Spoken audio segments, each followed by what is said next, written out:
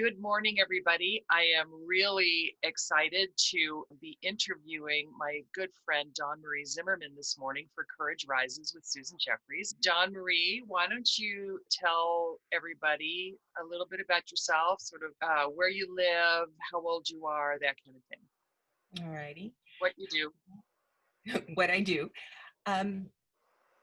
I live in Western Pennsylvania in a tiny little town that I moved to about 20 years ago now, a little more than 20 years ago.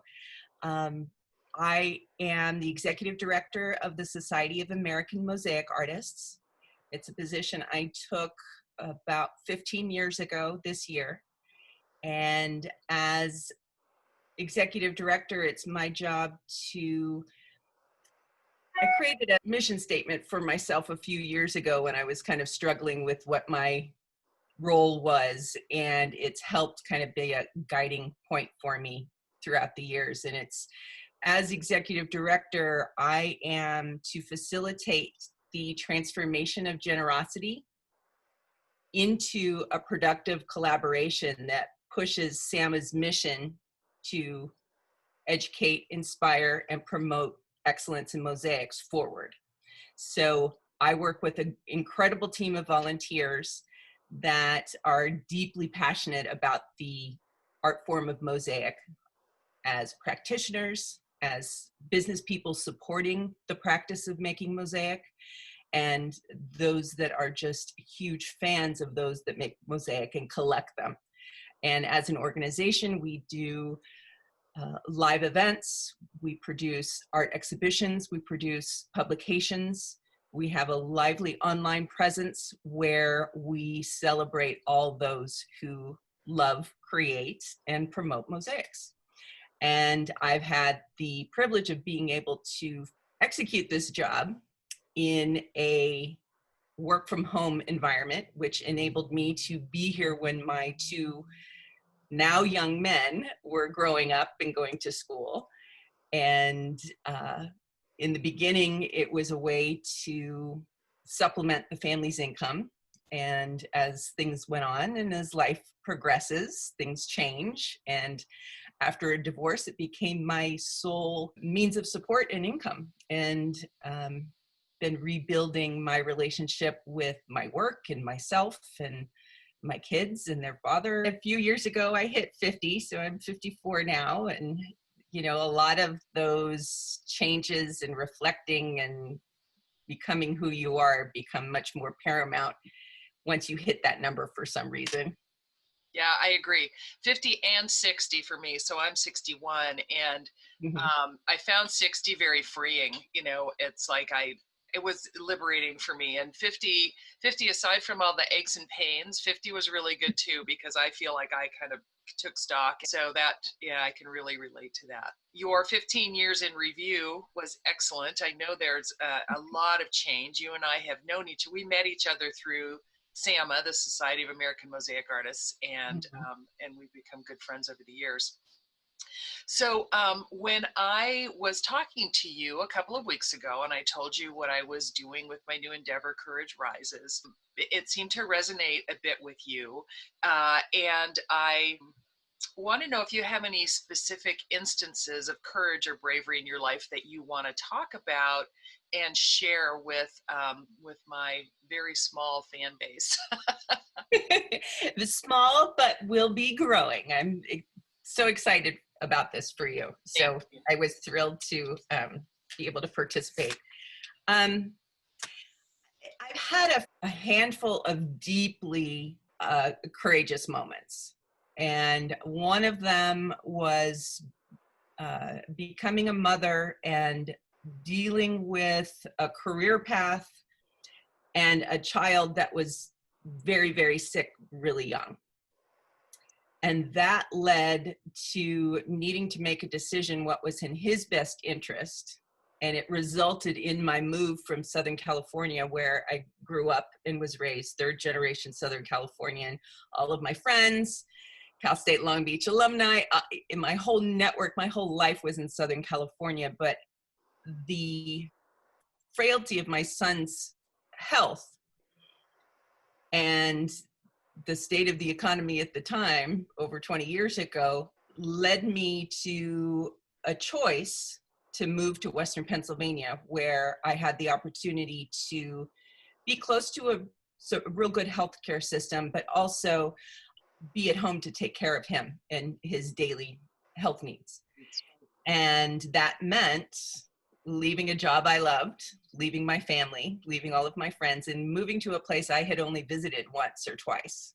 And so that was huge. Transformational, right.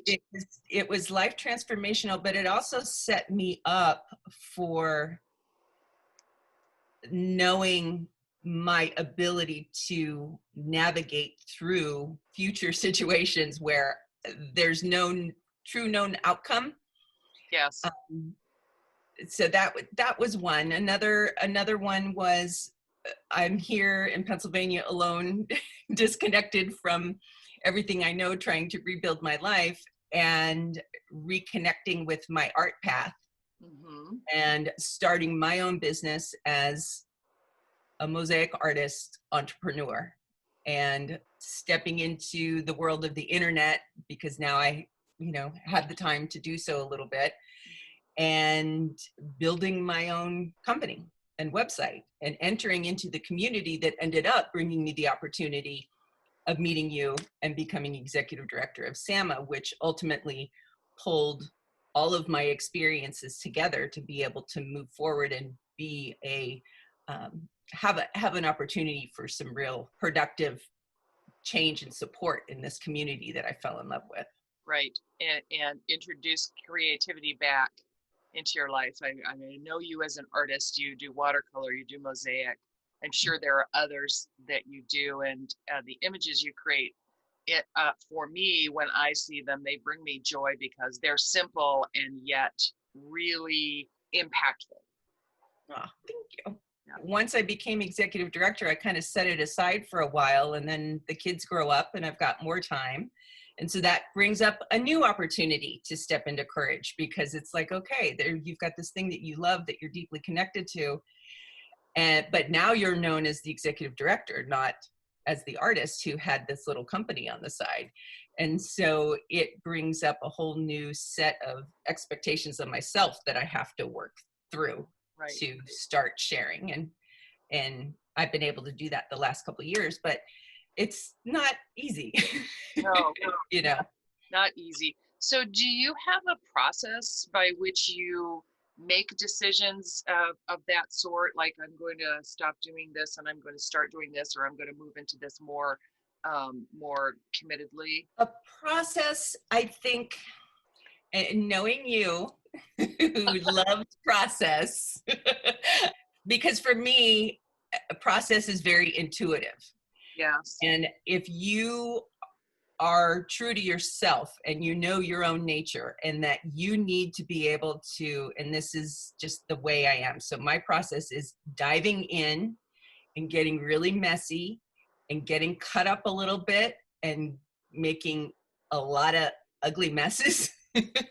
And then figuring out, oh, I didn't have to do all that. This is what it is. It just works for me better than being told this is the way you need to do something. So when an opportunity for something new comes up, I have to spend a lot of time considering, okay, at the end of whatever this is it going to put you further down to where you ultimately want to be? I always pull back for the big picture. Is this thing, is this challenge, is this scary area of your life going to keep you where you want to be, or keep you on the path, even if it's a spiral path, where you want to be going? Right. So a lot of that is just gut for me. And sometimes my gut steered me wrong. And then that just helped hone my ability to be more discerning in the future. Yes, right. I find that, like you, I kind of dive in, and I'm kind of stubborn. I have to learn things for myself, and it doesn't really sink in unless I've tried it. And I think I'm kind of a slow learner sometimes, because it's like I can't I get to the end of it, it's like, oh, that's what so-and-so was talking about. I could have saved myself some time. But I like what you said about, and I'm going to paraphrase it, really in the nonprofit world, we call it following your mission, right? In the personal world, I call it defining my vision and measuring everything against it. Against your vision. So I like the fact that you think, what is my ultimate goal? And then is what I'm doing leading me in that direction? Sometimes when you are doing something that you like or that's easy for you, it's a courageous move to put that filter on it, to put your vision over it or put your mission over it, because you might be giving up, as my friend Kenyatta says, you might be giving up good and great ideas that aren't yours, that don't serve you. And that's kind of what I was about to just say too. I was thinking the same thing, that part of being courageous with having a vision is accepting the potential that your vision isn't what you really think your vision is, or you're not really doing what's taking you where you want to be. Yeah. And I think I went through a lot of that after my divorce. You know, you have your idea of what your life is going to be like, or you step into something thinking it's going to solve a problem or create a freedom to do something, and you find you've stepped into something that is much more burdensome. And with divorce, and a lot of women that think that they're going to be creating a life of independence on their own, don't always think through what that really means. Mm-hmm. Financially, emotionally, you know, and if there's kids in the mix as well, it's not an easy road. And especially because, you know, you've thought in your mind, I'm going to be fully independent, but you're still, especially with kids, you're still connected to your ex-spouse, because you have to raise them together, and that doesn't go away. That never stops. Decisions are never all your own if you're in partnership raising children, and some couples choose not to even go that route. I've been blessed with a partner in parenthood who we have completely respected each other's position as parents, and you know, we've been able, through a lot of work and really stepping into courage of owning your own crap, built a friendship and maintain a family that we're both very proud of. But it's not easy. And to me, that's what courage is. It's like looking fear in the eye and stepping forward with your eyes open and your heart open. I agree. Anything else is chicken. Yeah, well, I commend you. I've seen from afar the changes that that you and your former partner have made together to raise your sons, and I commend you for taking those brave actions. And I agree with you. Courage is not the absence of fear. It is going in, as you say, with your eyes open and knowing that it's going to be hard and doing it anyway. Right. Doing it anyway. Yeah. Yeah. And it could be big decisions, small decisions. It still takes courage to put one step in front of the other. That's great. So, how has the culmination of these decisions or actions made you feel? How has they made me feel? It depends on the day. Some days I think I rock. Some days I'm just tired. Some days I'm like, did you really just waste 4 days obsessing about a thing that we should know better, you shouldn't have been obsessing about? So honestly, it depends on the day. Yeah, that's a very honest answer. It sure does for me. Always depends on the day. Yeah. Do you think that your brave decisions, your courage, your inner courage has rubbed off on your sons? God, I hope so. Yes. Well, I don't know that I can accept responsibility for it. I hope that my choices, and not all of them have benefited them. But I would hope that they have seen someone make mistakes and own them. They have seen someone in fear and pain keep moving forward anyway.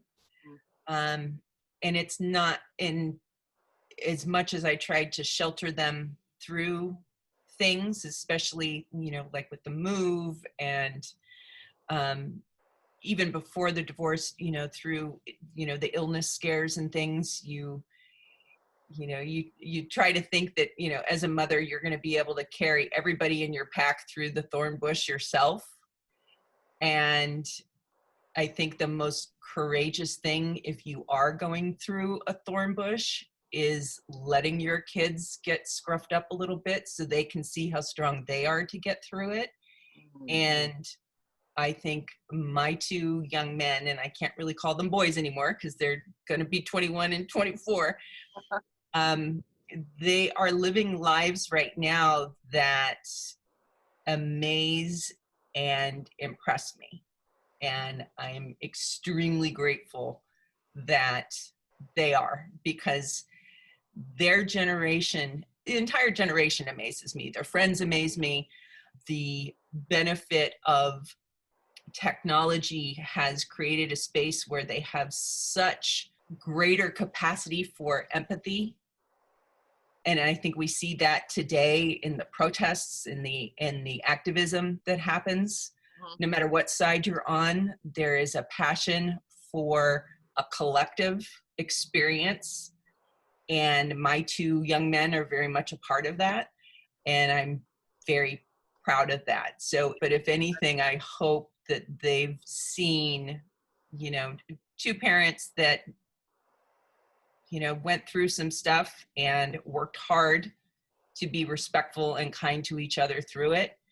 And that helps make them kinder and respectful to people who are going through difficult things. Yeah, that's a great observation. And I too am very impressed by the generation that I see now, the young people that I see on TV standing up for a cause that they're impassioned about. Their thoughtfulness and their ability to speak so clearly about why they're involved in that sort of thing is very impressive.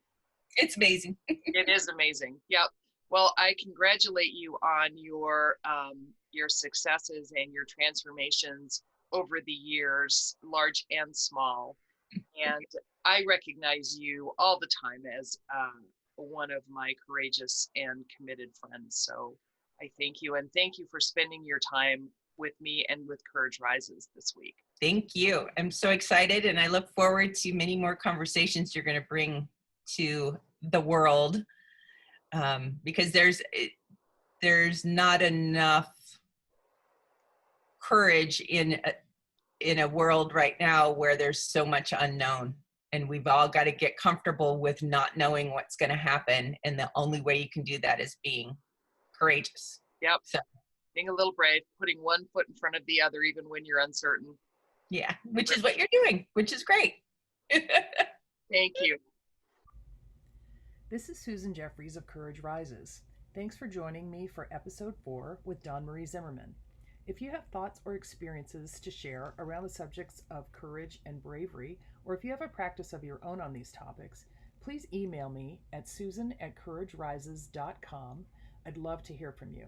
Stay tuned for episode 5, which will be released Friday, August 14th.